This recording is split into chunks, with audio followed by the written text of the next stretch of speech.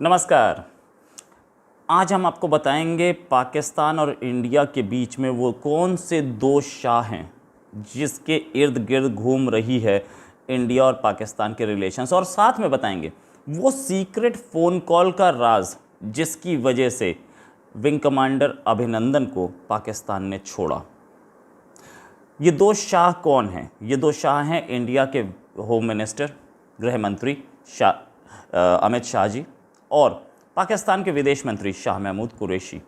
ये दोनों के दोनों आज ही से नहीं, करीब पिछले 3-4 साल से दोनों कंट्रीज़ के बीच में जो हैं रिलेशंस जैसे चल रहे हैं उसमें ये दोनों की प्लेयर्स हैं। अब जहाँ तक बात है कि इन दोनों शाहों का हाल में भी, यानी कि कल फिर दोनों शाहों की एक्टिविटी दिखी और अमित शाह जी ने बोला कि भाई अगर पाकिस्तान की तरफ से कुछ गड़बड़ होगी तो हम सर्जिकल स्ट्राइक दोबारा कर सकते हैं। अमित शाह जो बोल रहे थे वो बिल्कुल क्लियर मैसेज था कि क्या हम करेंगे और पाकिस्तान कुछ गड़बड़ ना करे। इस पर दूसरे शाह महमूद कुरैशी ने बोला कि देखिए इंडिया का जो एग्रेसिव डिज़ाइन है वो सामने आ रहा है और इंडिया पीस नहीं पसंद कर रहा। कहानी जाती है जो सर्जिकल स्ट्राइक की है। एक सर्जिकल स्ट्राइक हमने की थी आर्मी की, वो सर्जिकल स्ट्राइक बड़ी सक्सेसफुल रही, प्राइम मिनिस्टर मोदी के ही इशारों पे हुई थी। दूसरी सर्जिकल स्ट्राइक जो कि हमने हवाई जहाज़ से की थी, यानी कि प्लेन से की थी, फाइटर प्लेन से, वो ज़्यादा इंटरेस्टिंग है क्योंकि उसमें दोनों कंट्रीज़ एक दूसरे के सामने जंग के मुहाने में आके खड़े हो गए थे। हालांकि स्ट्राइक को हमेशा मना किया जाता है और ये भी बोला जाता है कि स्ट्राइक गलत थी और मतलब इंडिया ने कुछ दरख्तों पे और कौवे मारे। खैर ये सारी कहानियाँ जो पाकिस्तान की है उसी का हम आज खुलासा करेंगे कि हुआ क्या था आखिरकार। पुलवामा पर हमला हुआ जिसमें हमारे 40 जवान शहीद हुए और उस हमले के बाद प्रधानमंत्री मोदी ने 15 फरवरी को बड़े क्लियर शब्दों में बोला था कि मैं आतंकी संगठनों को और उनके जो सरपरस्त हैं उनको कहना चाहता हूं कि उनसे बहुत बड़ी गलती हो चुकी है और बहुत बड़ी कीमत चुकानी पड़ेगी। मैं देश को भरोसा दिलाता हूं कि हम किसी को भी नहीं छोड़ेंगे। ये जो उन्होंने वार्निंग दी थी ये उन्होंने 15 फरवरी को दी थी और उसके सिर्फ 11 दिन बाद 26 फरवरी को बालाकोट पे हमारे जहाज़ों ने जाके हमला किया था। वहाँ पर करीब 300 से 400 आतंकवादी मारे थे। इसको हमेशा से डिनाई किया जाता है। इनफैक्ट ये जो 300 से 400 आतंकवादी जो मारे थे, हमने जो स्ट्राइक किया था वो पहले एक स्ट्राइक किया। इसको इनफैक्ट वहाँ पे शाह महमूद कुरैशी के जो एक काउंटर पार्ट हैं, उनके साथ जो एक और मिनिस्टर काम करते हैं, शेख राशिद, जो कि आजकल इंटीरियर मिनिस्टर हैं, उस समय रेलवे मिनिस्टर हुआ करते थे, उन्होंने पार्लियामेंट में एक्सेप्ट किया था कि अज़हर मसूद के मदरसे पे हमला हुआ था। उन्होंने एक्सेप्ट किया था, भले ही पाकिस्तान बोलता रहो कि कौवे मारे और पेड़ों पे मारा, लेकिन ये बात उन्होंने, शेख राशिद ने एक्सेप्ट कर ली थी। अब जहाँ तक बात, शेख राशिद जो बोले, शेख राशिद तो इनफैक्ट पाकिस्तानी उन पर भरोसा नहीं करता। हम इसके साथ आपको कॉन्क्रीट एविडेंस देंगे और क्या बताएंगे आपको। इंडियन एयरफोर्स ने जब उधर जाके स्ट्राइक की तो उन्होंने रास्ता थोड़ा लंबा लिया क्योंकि बीच में दिल्ली पड़ता था। ये प्लेन जो सारे के सारे प्लेन हैं टेक ऑफ हुए थे ग्वालियर से। इसके पीछे भी एक कहानी है कि ग्वालियर से क्यों टेक ऑफ हुए। उससे इसी स्ट्राइक से पहले एक एयरफोर्स की एक्सरसाइज हुई थी राजस्थान सेक्टर में, और वहाँ पर इन लोगों ने, एयरफोर्स ने ये चेक किया था कि पाकिस्तान के रडार्स हैं वो कितने सेंसिटिव हैं हमारे किसी भी प्लेन की मूवमेंट के लिए। तो पता लगा था कि पाकिस्तान के रडार बहुत सेंसिटिव हैं। तो फिर डिसाइड ये हुआ कि जम्मू रीजन से कोई प्लेन नहीं उड़ेगा। अगर जम्मू रीजन से प्लेन उड़ा तो पाकिस्तान को पता चल जाएगा। इसलिए ग्वालियर से प्लेन लिए गए और उनकी रास्ते में एरियल रिफ्यूलिंग की गई। साथ साथ फैल्कन यानी कि एवैक्स लगाया गया आगरा के ऊपर, और भटिंडा से दोनों, आगरा से और भटिंडा से दोनों से एवैक्स यूज़ किए गए। और वो एवैक्स ये बता रहे थे हमारे प्लेन्स को कि पाकिस्तान के प्लेन्स उड़ रहे हैं, कहाँ हैं और कैसे हैं और कितनी जल्दी पहुंच जाएंगे। साथ में हम लोगों ने ये इन प्लेन्स को, ये जो प्लेन गए थे, ये इसमें मिराज, सुखोई, इसमें सब थे।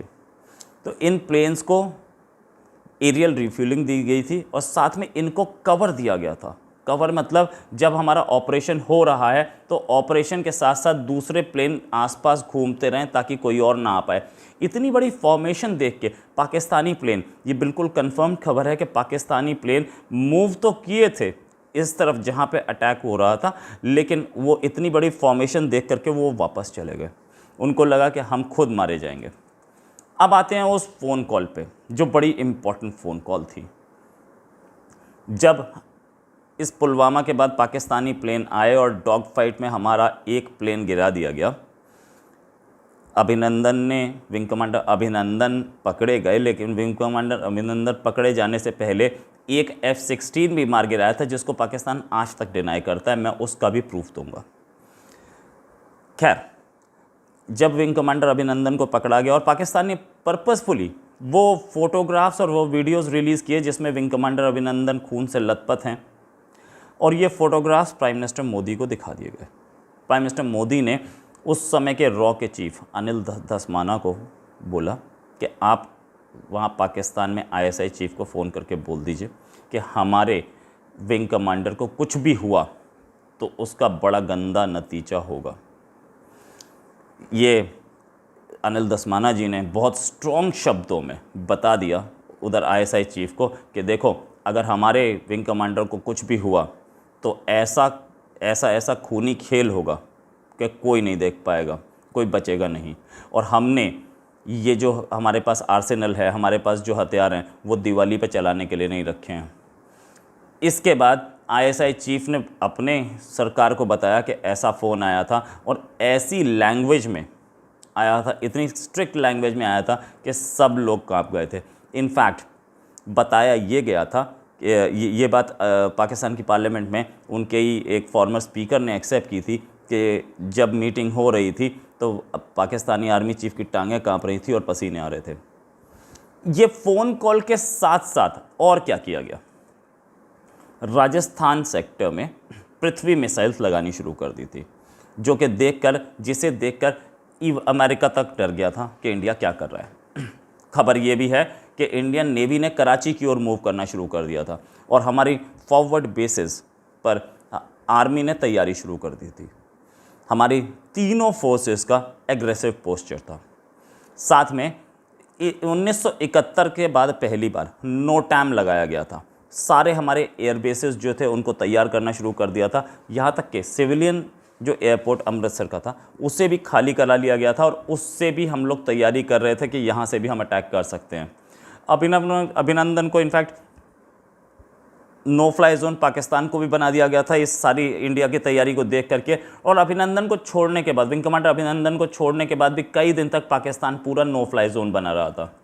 पाकिस्तान के प्राइम मिनिस्टर ने जब छोड़ने की ऐलान किया उसके बाद भी कई दिनों तक ये रहा, नो फ्लाई जोन रहा। और साथ में जब ऐलान किया उस समय भी उन्होंने बोला कि मैंने इंडियन प्राइम मिनिस्टर को फ़ोन करने की कोशिश की लेकिन फ़ोन मिला नहीं।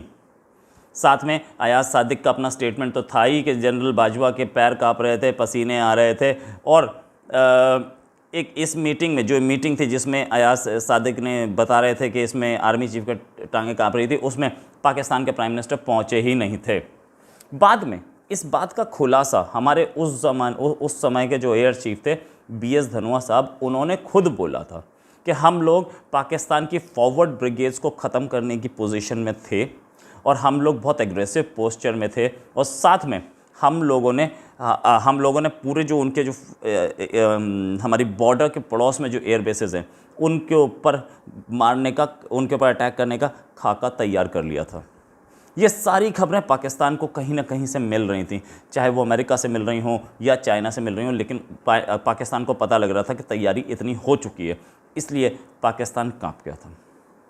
साथ में जो पाकिस्तान के प्राइम मिनिस्टर जो कि बोलते थे कि हम न्यूक्लियर अटैक कर सकते हैं और इंडिया पे न्यूक्लियर अटैक करेंगे, और उनके मिनिस्टर्स यही शेख राशिद जो बोलते थे कि हमारे पास न्यूक्लियर बॉम्ब्स हैं, हम इंडिया पे न्यूक्लियर अटैक कर देंगे। सडनली लैंग्वेज चेंज हो गई इस पूरी तैयारी को देख करके और बोलने लगे कि जंग किसी मसले का हल नहीं है, जंग किसी मसले का हल नहीं है, हम पीस चाहते हैं। ये उनके अपने स्टेटमेंट्स हैं। और फिर 28 फरवरी की मॉर्निंग को एक चिट्ठी आई, सीक्रेट लेटर, वही general ISI chief general Shah के पास से रॉ चीफ अनिल धस्माना के ऑफिस कि हम विंग कमांडर अभिनंदन को छोड़ रहे हैं। और इसका एक खामियाजा ये हुआ कि उसके कुछ ही महीनों में, इनफैक्ट जून में, उसी साल जून में आईएसआई चीफ हटा दिए गए और नए आईएसआई चीफ फैज़ हामिद लगा दिए गए। लेकिन इस पूरे प्रकरण के बाद ये जो फ़ोन कॉल है, इसकी तस्दीक कहाँ से होती है? इसकी तस्दीक यानी कि इसकी कंफर्मेशन कहाँ से होती है? इसकी कंफर्मेशन प्राइम मिनिस्टर मोदी की उस स्पीच से होती है जो उन्होंने 21 अप्रैल को 2019 में दी थी। उन्होंने बोला, गुजराती में बोला कि मैंने बहुत क्लियर बोल दिया था कि हमारे पायलट को एक खरोंच भी आई तो ये रात कत्ल की रात होगी।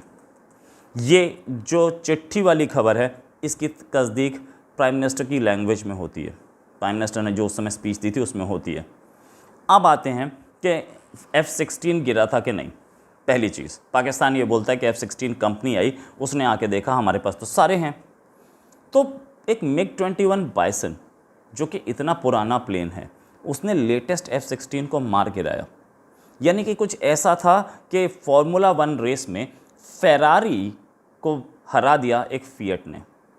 तो क्या वो कंपनी मानेगी? क्या उस कंपनी का मार्केट ख़त्म नहीं हो जाएगा? यही चीज़ उस F-16 की कंपनी ने भी की। उन्होंने गिना, उन्हें पता था कि हमारा एक प्लेन गायब हो चुका है, लेकिन उन्होंने इसको कंफर्म कभी नहीं किया, बात को छुपा के रखा। और लेकिन पाकिस्तान के प्राइम मिनिस्टर का अगर उसी टाइम का, जिस दिन वो अभिनंदन कैप्चर हुए थे, उसी दिन की पाकिस्तान के प्राइम मिनिस्टर की जो उन्होंने एड्रेस टू नेशन दिया, उसे सुना जाए तो उसमें उन्होंने बोला है कि 2 मिग आए थे इंडिया की तरफ से और 2 पायलट हमारे कब्ज़े में। बहुत क्लियर में पूरे नेशन को टीवी पे बोलते हुए वो आदमी कैसे बोल सकता है कि 2 प्लेन गिराए, जबकि प्लेन एक ही था? तो इसका मतलब 2 प्लेन गिराए गए थे तो उनके पास 2 प्लेन का मलबा होगा। 2 प्लेन का मलबा था मतलब कुछ कंफर्मेशन थी कि दूसरा प्लेन भी गिरा है और 2 पायलट थे, कब्ज़े में हैं। और वो बात तक बोलते रहे कि दूसरा पायलट हॉस्पिटल में है, वो बात तक बोलते रहे। तो ये दूसरा पायलट और दूसरा प्लेन कौन था? ये वही F-16 था जिसकी कंफर्मेशन पाकिस्तान नहीं देना चाह रहा था बार बार। F-16 की कंपनी तो क्या बोलती, वो तो फंसी हुई थी कि भाई हमारा प्लेन गया। लेकिन ये जो कंफर्मेशन इंडिया के लिए पाकिस्तान के प्राइम मिनिस्टर ने खुद दे दी, वो एक देखने वाली चीज़ थी और इस पर किसी की तवज्जो नहीं गई। पाकिस्तानी जर्नलिस्ट भी ये पूछ सकते थे अपने प्राइम मिनिस्टर से, आपने इतने घमंड में, भाई पाकिस्तान का प्राइम मिनिस्टर बोल रहा है तो उसे पता होगा ना कि मैं क्या बोल रहा हूँ। ऐसे कैसे आपने बोल दिया 2 प्लेन है? भाई आपकी आर्मी वहाँ गई होगी, जहाँ प्लेन का मलबा गिरा होगा वहाँ लोग गए होंगे, वहाँ से आपका दूसरा पायलट निकला होगा, आपने 2 पायलट पकड़े गए थे, आपने दो पायलट बताए, आपके पास आपने ये स्पीच दी है और पायलट जब पकड़ा गया उसके बीच में कम से कम नहीं तो 10 घंटे का गैप था। तो 10 घंटे के गैप में आपने ये कंफर्मेशन नहीं कराई कि दूसरा कोई प्लेन नहीं है, दूसरा कोई पायलट नहीं है। उसके बाद इंडिया तो बोलता ही रही कि ये जो मिसाइल है ये सिर्फ उसी में लग सकती है, F-16 में ही, और किसी और में लग नहीं सकती है। वो मिसाइल का मलबा तो हमने दिखाया ही था। अब जहाँ तक बात ये कि ये पूरा गेम हुआ कैसे और किस किस उसमें हुआ, इंडिया को पता था कि हमें कैसे काम करना है और अगर हम एग्रेसिव नहीं होंगे तो हमारा पायलट नहीं मिल पाएगा।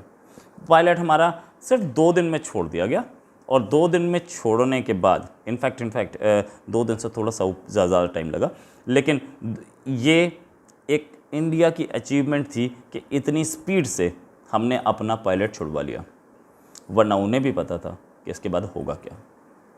इसी के साथ एक और खबर के साथ फिर हाजिर होंगे। नमस्कार, जय हिंद।